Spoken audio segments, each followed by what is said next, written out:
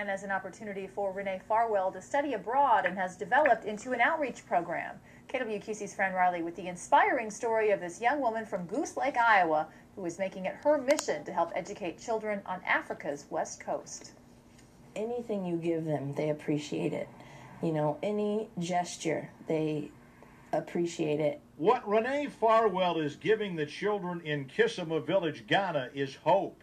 As one person told her, You have the future of our village in your hand. That future involves these children.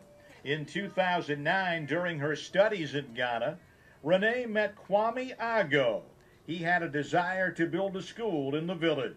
If you give them the opportunity, they just eat it up. Renee jumped on board. She and Kwame decided to raise money to build a school there for poor and underprivileged children. A lot of the children that we serve are orphans, or they are living with people who are not their family members. The new school is under construction, should be open in September. It will be called Mawuvio's Outreach Program, a place for children to learn in conventional classrooms. For 3 years now, it's been outside.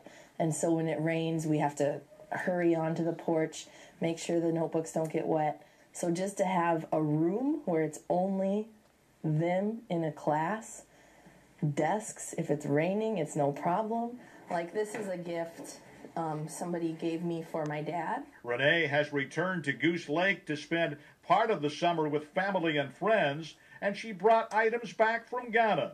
Some are these bracelets.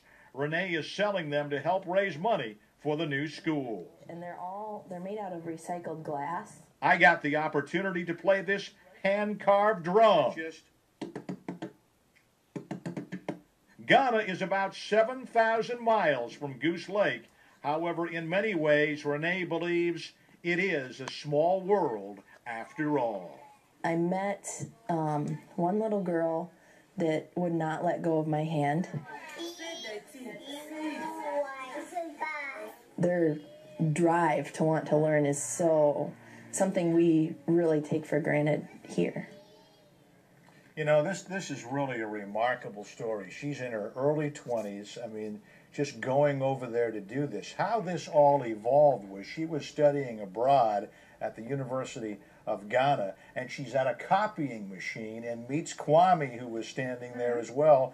They strike up a conversation about what Kwame wants to do in terms of building this school, and the rest is history, so to speak. Here's one of the bracelets. I bought this for my wife yesterday. Beautiful colors, really pretty as and you can see, and they're made by the children that will attend this school, and the money that's raised will go toward, you know, helping to get that school built, and classes will start there in September.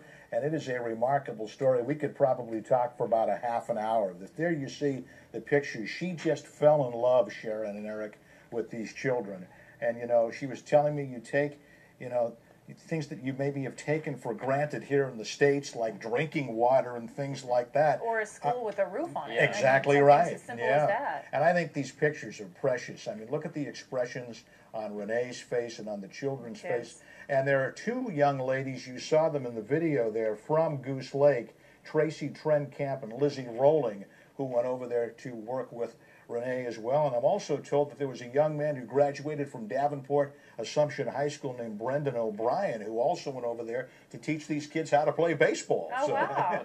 Yeah, but there they were walking in the school, and it's just a remarkable story. She shared some of the food that people eat over there with us yesterday and the customs, and it really is a great story about a young woman. She was attending class in Chicago, at Roosevelt University in Chicago, and got this opportunity to go abroad, and the rest is history. She's going back later this summer. Well, and what an experience that she'll never, ever forget. You're exactly right, yeah. Well, yeah, and taking for granted is pretty much how this all gets summed up, because, I mean, no roof on their school. When it rained, they got wet, I mean, and they just want to learn. It's just, you really got to think about this stuff to be amazed. It was a privilege. It was an honor to meet everybody up there yesterday. The people in Goose Lake can be very proud of that family, yeah. Yeah, remarkable young lady.